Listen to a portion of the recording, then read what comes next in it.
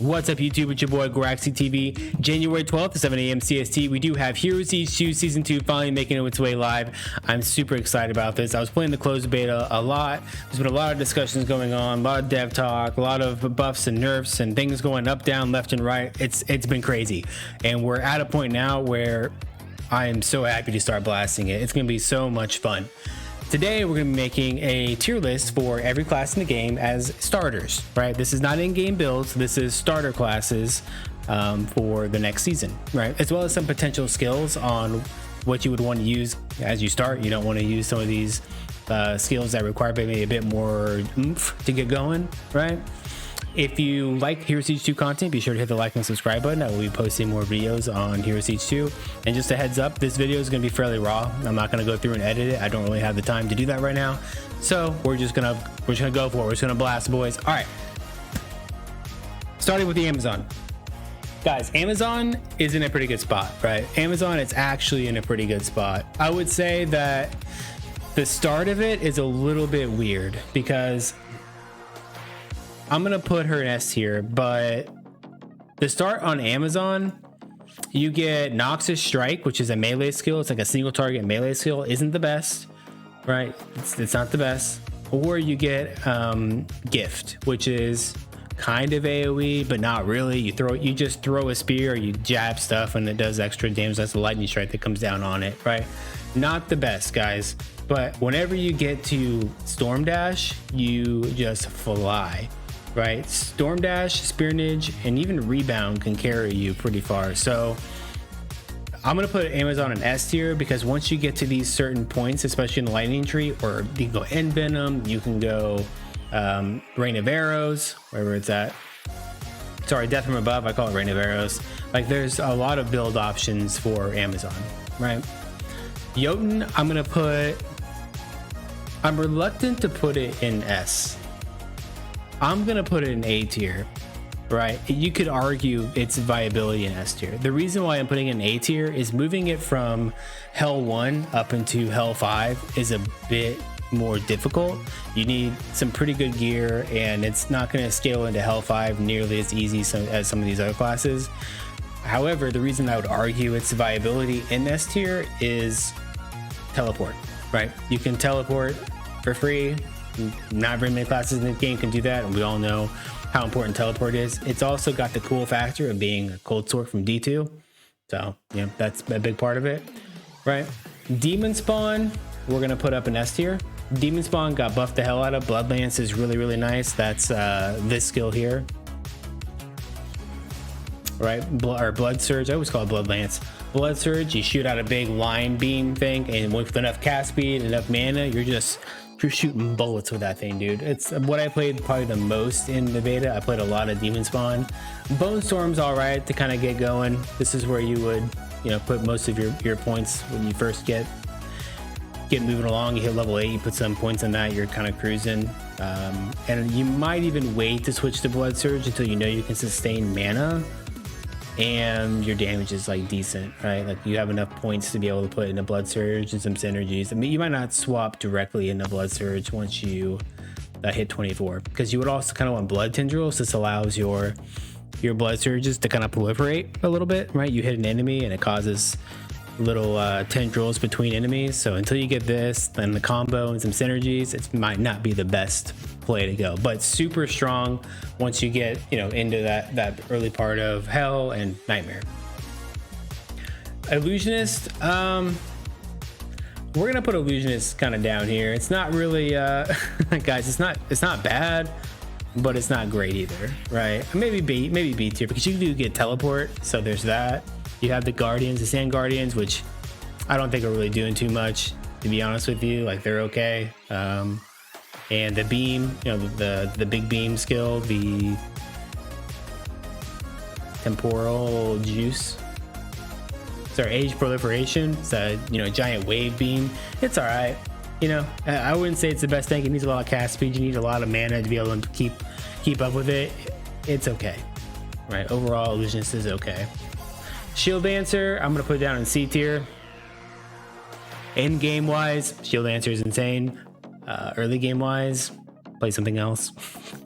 Marauder, kind of in the same ballpark of Illusionist. It doesn't get any passives that give it like a movement speed buff or anything. So like, is it a good melee character?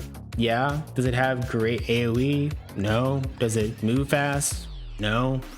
Does it do a lot of damage? Yeah. So I mean, that's kind of where it's at. You have like a line attack, or you have chains, and the chain stuff got all nerfed. So it's kind of just meh for the most part. Marksman moves up into A tier, right? I think a marksman's a really good option where you can go the whole multi-shot thing. I think multi-shot's gonna be really popular this season. And turrets, right? Most likely you'll probably level this as a turret boy. Necromancer also going to be an A tier. It's just consistent. It's not overpowered at anything. It's not underpowered at anything. It's not super fast all the time. You do get teleport, right? You can go teleport at some point with Enigma and whatnot. As well as the bone side of Necromancer got buffed. A lot of the bone stuff here got buffed. Corpse Explosion is absolutely insane, wherever it is.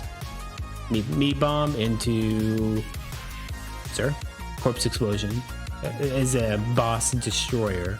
So there's that. They changed a bit with Bone Spirits. They gave it some different augments. This is actually pretty cool. This is actually pretty cool. And if you like the whole Bone Necro Venomancer playstyle, this might be the season to play it. All right, this might be the season to play it. Otherwise, it's just Necromancer doing his whole raise skeletons and vengeful spirits and all that thing. And this is okay. You know, it's never going to be bad. It's not great either. So A tier overall. It's a good newbie build. Nomad. Oops, sorry. Wait, Nomad, where did you go, bro? Oh, he's down here. Nomad, just as strong as before. They didn't nerf him. They actually buffed some of his stuff. They actually kind of buffed some of his stuff. The sand things, I've heard that sand was good, like the left side of the tree. I haven't tested sand myself a ton, but I know that the melee portion of it is even more strong than it was before with some of the new items. So you're not going to go around there. Paladin, did you? Probably B tier. Again, doesn't get anything special in terms of movement speed. It has okay damage. It adds value to a party. It has an okay movement skill. It's just kind of meh as a starter. Pirate, however, super buffed. Pirate got super buffed. They nerfed the treasure hunter on it, so your digs aren't going to be as strong. But left side of the tree, right side of the tree, it really doesn't matter. Play whatever you want. Pirate, it's really good. Plague Doctor also moving up to A tier. They changed a lot on Plague Doctor, to be honest. And until you get the augment for like Poison Flask or Toxic Flask, it's gonna feel a little bit mad. But Toxic Flask augment is insane. You're literally playing like insane poison concoction from PoE, if you know what that is. So overall, this is pretty good. There's some different builds with him. You'd probably want to go Rat King though, to be honest with you. Where are we at here? Yeah, you'll probably go like Plague of Rats and Rat King and this side of the build. I wouldn't go the Singling Physician personally, but that's my opinion. Pyro. Everybody's been asking about this. Everybody has been asking about Pyro. Where does Pyro lie? Yep, he's an S tier. Personally, guys, I don't like Pyro. I've never liked Pyro. I don't like his archetype. I don't like any of his skills. There ain't anything about Pyro that I personally like, but he's really fucking good. Okay, he's really fucking good. He's got a really good movement ability from the start. He has RF, like Righteous Fire, an AoE circle that does damage. He has Hydras. That build together is really good. So Pyro's in a good spot. Starter on Redneck, guys, don't do it. Actually, we're gonna go down to D tier. I wouldn't start Redneck. I just wouldn't do it. It's not terrible. It's probably C tier. It's not terrible. I don't like Chainsaw Massacre, and the skill is funky. It's gonna take you forever to get through the campaign with that skill. But if you want to play it and it's fun for you, go for it. The caster side, really good single target, not very good AoE. End game, I think Redneck is gonna be insane. End game. All right. Samurai. We're gonna put Samurai in probably B. Again, he's good. He's got good damage. He's decently fast. Doesn't have the greatest AoE. The problem that you're going to run into with Samurai is his cooldowns. He has a lot of cooldown based abilities, as well as you're using just a lot of buttons in general. So that's why he's okay, but he's not, insane. Shaman, I'm putting an S tier. Some people may put him a little bit lower. I'm putting him S tier because Shaman gets a passive movement speed buff. He gets totems that do your damage for you, and more specifically a chain lightning totem that right auto targets for you, so you can put a totem down and keep running. Right, he does really good single target damage for your group, or if you're in a group, he'll help you clear out the elites, which everything in the game got buffed. So you need somebody that can be like a dedicated elite killer or a pack killer for you instead of just clear.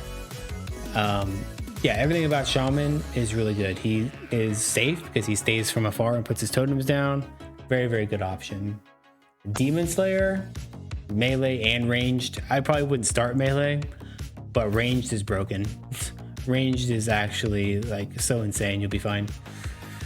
Viking, still an S tier. Yeah, Viking is still an S tier. They did change some things with ignore target defense. You can only get up to 75%, as well as they nerfed crushing blow. So that's gonna hurt him, but it's not gonna hurt him because there's some new items and just different things, different ways that you can build him now just to be as broken as he was before. He's awesome. He's the king. So if you liked Viking before, play him again. White Mage, kind of meh. He's not bad, he's not great. Some of his in-game stuff might start popping off, but overall, I would say White Mage in terms of skills. If I were to play him, I actually haven't played White Mage in forever. They did buff some of the holy stuff, but you probably just go Shadow Bolts, right, to level him up. And then last but not least, Exo. Yeah, he's top in front of everybody, to be honest with you. He's top in front of everybody. He's insane. His cold is insane. His fire, I'm not so sure about. We'll have to see with the new cooldown recovery stuff and just all the new gear, like how his end game will be. But his cold, his black hole build, like in his tsunamis and just everything about him on the cold side is just super strong on start. Be sure to leave a comment down below on what maybe you're going to be starting as in season 2. I'm going to be going as a shaman. I will be posting build diaries of my progress here on YouTube, probably every day, every other day, something like that, just to kind of keep you guys up to date. So if you enjoy Heroes Teach 2 content, be sure to hit the like and subscribe button, and catch me over at twitch.tv/GaraxiTV. I will be blasting the new season. Again, it starts on January 12th at 7 a.m. CST. I can't wait to see you guys there.